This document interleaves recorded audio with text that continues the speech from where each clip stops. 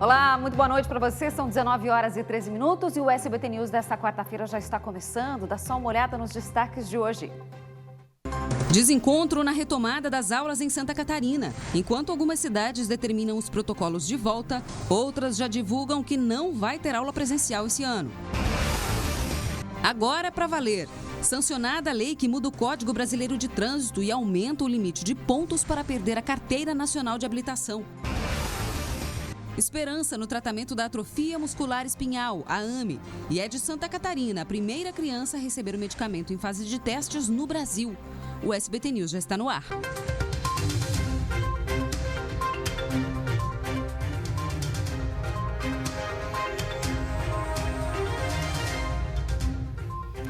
Foi divulgado o protocolo para o retorno das aulas presenciais em Florianópolis. Foram 2 semanas alinhando todos os detalhes e alguns pais estão cobrando mais agilidade e menos burocracia para esse retorno.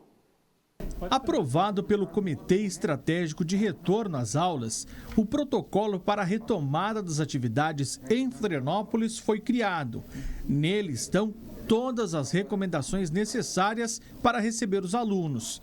O protocolo serve para qualquer escola que esteja na cidade, seja ela pública ou particular. O protocolo ele é bastante extenso e detalhado, justamente para que a possibilidade de algo ficar no ar e sem uma resposta não seja permitida. Com esse protocolo e tão logo que o mapa permitir a retomada das atividades presenciais, as escolas vão ter que criar um plano de contingência para poder receber os alunos que não entram numa sala de aula desde março deste ano. A escola vai colocar no papel as suas fragilidades, as suas fortalezas, para ter alternativas e estratégias se algo acontecer. E aí a escola já prevê o que ela vai fazer se algo acontecer nessa retomada. Os pais, preocupados com a educação dos filhos, cobram a volta das aulas presenciais. Qual a lógica da regra sanitária que impede a escola de funcionar, mas não impede bares, restaurantes, shoppings, parque temático? Hoje eu e mais alguns integrantes estivemos com o Procurador de Justiça, o Dr. Fábio. Pedimos a ele que o Ministério Público seja mais contundente e ostensivo na execução da volta às aulas presenciais com segurança. Mesmo sem previsão para o retorno das aulas presenciais, o município segue se preparando na compra de insumos necessários, como álcool em gel e máscaras. Toda a necessidade que diz o protocolo, a Prefeitura está criando as possibilidades e se o retorno for permitido, no momento do retorno, tudo estará efetivamente pronto e adequado para o retorno, como diz o protocolo. Se você quiser saber mais sobre o protocolo, o QR Code que aparece na sua tela vai direcionar você para o portal SCC10. Lá tem uma reportagem com todos os detalhes, ou então é só acessar diretamente o portal scc10.com.br. E nesse processo de retomada das aulas, os municípios catarinenses estão seguindo caminhos diferentes.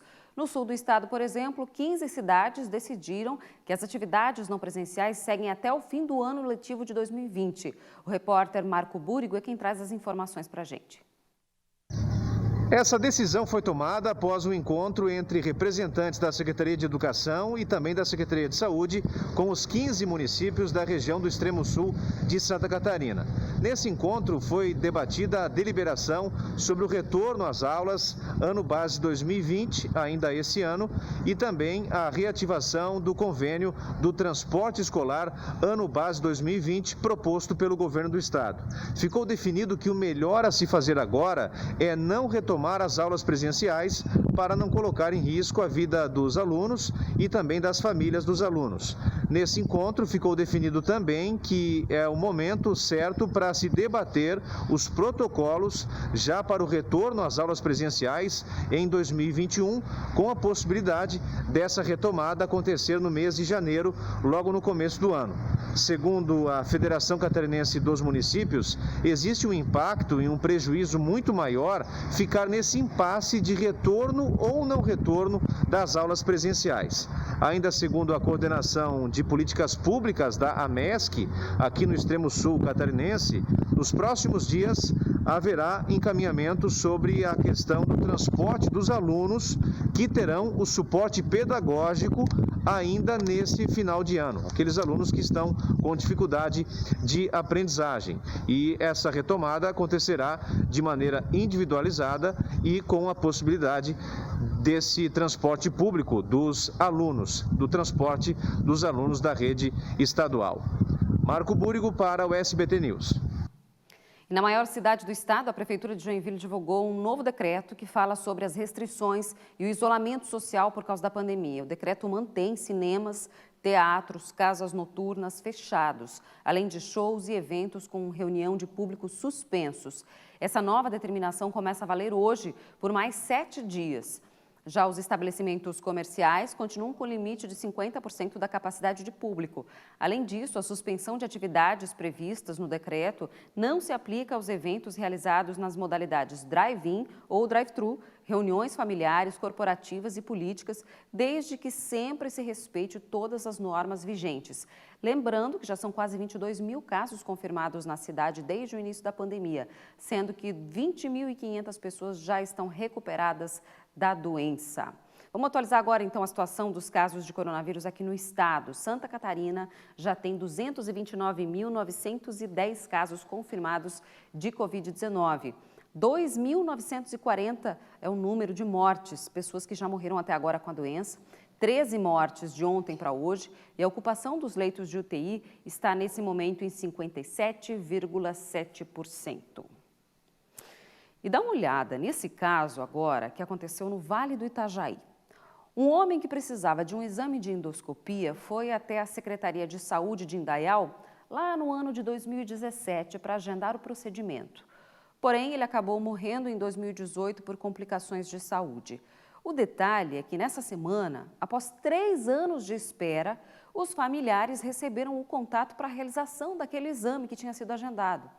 Essa imagem que você vai ver mostra a mensagem que a filha do seu Rubens Reif, a Estela Mares, recebeu pedindo a confirmação do exame. Ela então diz que o pai faleceu há 2 anos e em seguida o servidor da Secretaria de Saúde se desculpou dizendo, que não sabia que isso teria acontecido.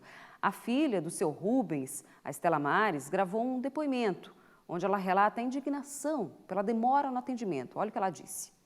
Nós pagamos muito imposto e não temos retorno em relação a isso, né? A espera de um exame 3 anos é um absurdo, independente se esse exame ele tem a ligação direta ou não com o falecimento da pessoa. No caso do meu pai, ele já vinha com um histórico de doenças. Ele era diabético, pressão alta e cardíaco. Ele já havia passado, inclusive, por uma cirurgia cardíaca. A endoscopia, ela não teve ligação direta com o falecimento dele, mas a minha revolta é em relação ao tempo, a demora para a autorização desse exame. E eu tenho certeza que eu estou falando isso em nome de várias pessoas e isso a nível Brasil, né? Então não é um caso que se aplica só aqui à minha cidade. Infelizmente, é a realidade de muita gente. A assessoria da Prefeitura de Indaial informou que ocorreu um erro no sistema, sendo essa uma situação isolada, que não condiz com o importante trabalho realizado pela Secretaria de Saúde do município. O fato é que muitas pessoas permanecem em todo o Brasil, Em Santa Catarina não é diferente, na fila esperando por exames, cirurgias, enfim. Essa é a realidade aí do Sistema Único de Saúde aqui do nosso país. E a gente vai voltar a falar agora sobre o cenário político aqui em Santa Catarina, mais especificamente sobre o primeiro pedido de impeachment contra o governador Carlos Moisés da Silva e a vice Daniela Rainer. Hoje, uma decisão do Tribunal de Justiça do Estado paralisou temporariamente o julgamento da causa. Jéssica Valentini, por que foi paralisado? Vamos tentar explicar para o pessoal de casa e o que acontece então a partir de agora. Boa noite. Boa noite, Bruna. Boa noite a todos que nos acompanham aqui no SBT News. Olha, hoje de manhã, como você já comentou, os representantes das câmaras de direito público do Tribunal de Justiça se reuniram para transformar o julgamento, por enquanto, em uma diligência citando o governador Carlos Moisés. O que isso significa na prática? Significa que o governador vai ter que mudar a sua defesa para que o julgamento continue. Isso porque, segundo o TJ, atualmente ele é defendido pela Procuradoria-Geral do Estado. mas isso poderia configurar como um conflito de interesse, já que o caso, o julgamento, é em relação ao aumento do salário dos próprios procuradores do Estado. Então, obviamente, eles estão a favor dessa decisão. Então, agora o governador Carlos Moisés tem 15 dias para indicar uma nova defesa para que esse julgamento continue, O TJ também disse que não é só uma mudança no processo. No julgamento em si ou no mérito da questão, não muda, ele só está temporariamente paralisado. Lembrando que em relação ao mérito, como a gente já comentou aqui, é em relação ao aumento do salário dos procuradores para equiparar com os procuradores da Alesc. Essa foi uma decisão que não passou pelos próprios deputados, pela criação de uma lei e por isso eles estão sendo julgados pelo crime de responsabilidade. Tanto o governador Carlos Moisés como a vice Daniela Rainer. Eu volto com você, Bruna. Obrigada, Jéssica, pelas informações. Mais uma etapa desse processo todo de julgamento do impeachment do governo do Estado. E agora eu vou conversar ao vivo com Cláudio Prisco Paraíso, que vai comentar essa situação, para a gente entender se isso agora é mais um problema, ou o que acontece, de que forma que isso impacta aí no julgamento desse processo, Prisco. Boa noite. Muito boa noite, Bruna. Boa noite a todos. Uma lástima. Setores do Poder Judiciário buscaram abrigo ao muro da omissão. Santa Catarina vive uma crise institucional sem precedentes na sua história, com setores consideráveis do Poder Legislativo querendo derrubar o Poder Executivo. O que se esperava do terceiro e último poder, o Judiciário? A mediação? Uma decisão? Afinal de contas, o tema que foi adiado hoje, suspenso e jogado sem previsão, diz respeito ao objeto do primeiro pedido de impeachment, onde a comissão mista de julgamento, no próximo dia 23, vai deliberar se afasta ou não os dois principais mandatários catarinenses eleitos, o governador e a vice. Comissão mista essa integrada também por 6 desembargadores. E o que acompanhamos hoje? Lavou as mãos o Poder Judiciário numa decisão enviesada, talvez eivada de motivações políticas, o que não pode prevalecer na atuação do Poder Judiciário. Triste, dia triste para o Judiciário catarinense. Por outro lado, no que diz respeito ao segundo pedido de impeachment, que ontem a vice-governadora foi isentada, mas a denúncia foi acolhida contra Carlos Moisés. Isso na terça. A Assembleia diligentemente, com celeridade, na própria terça publicou no Diário Oficial a decisão. Portanto, amanhã já se reúne para a admissibilidade contra Carlos Moisés apenas no segundo pedido de impeachment relativo à pandemia. Ou seja, na Assembleia, tudo a toque de caixa. No Judiciário, prevalece a lerdeza. É com você, Bruna. Tá certo. Cláudio Prisco Paraíso comentando a situação política de Santa Catarina. Depois do intervalo, a previsão do tempo para essa quinta-feira e um susto na Serra do Rio do Rastro. Um caminhão ficou pendurado em uma das muretas de proteção. A gente volta daqui a pouquinho. Sai daí.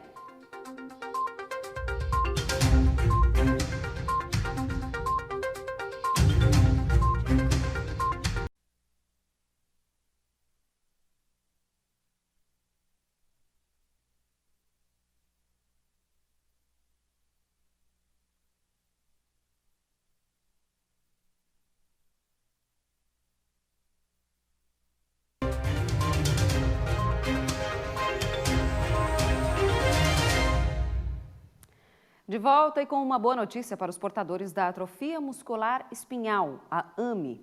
A Anvisa, Agência Nacional de Vigilância Sanitária, aprovou mais um medicamento para o tratamento da doença. E a primeira criança brasileira a usar esse remédio em forma de teste é aqui do nosso estado. Olha só. A pequena Isabela, de quase 3 anos, mora em Rio Fortuna, no sul do estado, e foi diagnosticada com AME tipo 1 assim que nasceu. Ela usa o Risdiplam há mais de 3 meses e a mãe da menina já percebe uma melhora no quadro. A Isabela chegou a ter outra medicação usada no tratamento à doença negada pela Justiça. A família precisou montar uma UTI na própria casa para conseguir fazer o tratamento adequado. A aprovação significa muito para os pacientes. Além de uma opção terapêutica a mais para o tratamento da AME, é uma esperança para vencer a doença. O Risdiplam é de uso oral e pode ser aplicado em casa, o que facilita a vida do paciente que não precisa de internação. Esse já é o 3º medicamento aprovado pela Anvisa. Ele ainda não está disponível, pois os trâmites para o registro e a incorporação dele no SUS estão em andamento. Os especialistas apostam nos resultados positivos do medicamento. Os pacientes que utilizaram essa medicação nas pesquisas clínicas atingiram melhoras motoras importantes e também marcos do desenvolvimento motor alcançados. Isso significa que o curso natural da doença foi modificado. O que vai limitar o paciente a responder mais ou responder menos ao tratamento vai ser quantos neurônios motores vão ter para ser preservados ainda. Porque quando eu normalizo o nível da proteína a partir dos medicamentos aprovados, eu preservo os neurônios motores que existem. Então, eu começar a tratar a doença lá no começo, quando o paciente tem poucos sintomas ou não manifestou eles, ele tem todos os neurônios para preservar. Já quando o paciente está num estágio da doença muito avançada, perdeu completamente o movimento dentro do tronco, do pescoço, perdeu a capacidade de respirar, já foram perdidos quase todos os neurônios motores. A AME é uma doença rara grave que produz atrofia progressiva dos músculos, dificultando a movimentação dos pacientes. Ela é dividida em subtipos que vão do 1 ao 4. O 1 é considerado o mais grave e representa 58% dos casos. A incidência da doença é de 1 para cada 10 mil nascidos vivos. Agora, com o uso do Risdiplam, os pequenos avanços da Isabela são comemorados por todos. Assim, a esperança se renova a cada dia. Então, assim, a Isabela, para nós hoje, é uma guerreira, porque muitos não acreditavam que ela ia sobreviver, fazer 3 anos. Isso era uma coisa meio que incomum para as pessoas, porque eles também não conheciam sobre a doença. Hoje já tem mais conhecimento, já tem os tratamentos, já tem as fisioterapias que fazem toda a diferença, né? E é assim, ó, tipo, tu tem que viver todos os dias para ela, só na realidade, né? Toda evolução é uma vitória para esses pacientes, né? E olha, o governo federal prorrogou mais uma vez o programa que autoriza as empresas a suspenderem o contrato de trabalho ou reduzirem a jornada e os salários dos funcionários por causa da pandemia. O decreto estende a medida provisória até o dia 31 de dezembro, quando encerra o estado de calamidade pública decretado em março. Lembrando que a redução de jornada e salário pode ser feita de 25% até 70% e o governo paga um benefício emergencial ao trabalhador para repor parte da redução salarial. E um caminhão quase caiu hoje de um precipício na Serra do Rio do Rastro, em Lauro Miller. O motorista do caminhão não conseguiu frear devido a uma pane no sistema de freios do veículo. O caminhão com placas de Hervaldo Oeste chegou a colidir na mureta da rodovia, ficou pendurado e quase caiu no precipício. O motorista de 24 anos não se feriu no acidente. O motorista de um caminhão perdeu o controle do veículo, derrubou o muro da Escola Estadual João Widmann e invadiu o pátio da unidade, em Blumenau. No momento do acidente, não tinham pessoas por perto. Apenas o motorista do caminhão acabou se ferindo. Ele foi encaminhado ao hospital. 36 quilos de maconha foram apreendidos hoje em uma operação policial deflagrada em São José, na Grande Florianópolis. A operação, que combate organizações criminosas, deve cumprir 7 mandados de prisão e 15 de busca e apreensão. 70 policiais civis estão participando da operação, que segue em andamento.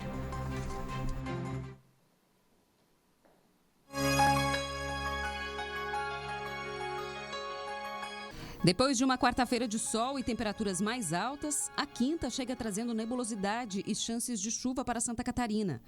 O dia deve ser bastante nublado em todas as regiões e com previsão de pancadas isoladas na região oeste. As temperaturas não passam dos 26 graus na região da capital. Na maior cidade do estado, em Joinville, temperaturas na casa dos 25. Já em Blumenau e Criciúma, máximas de 27.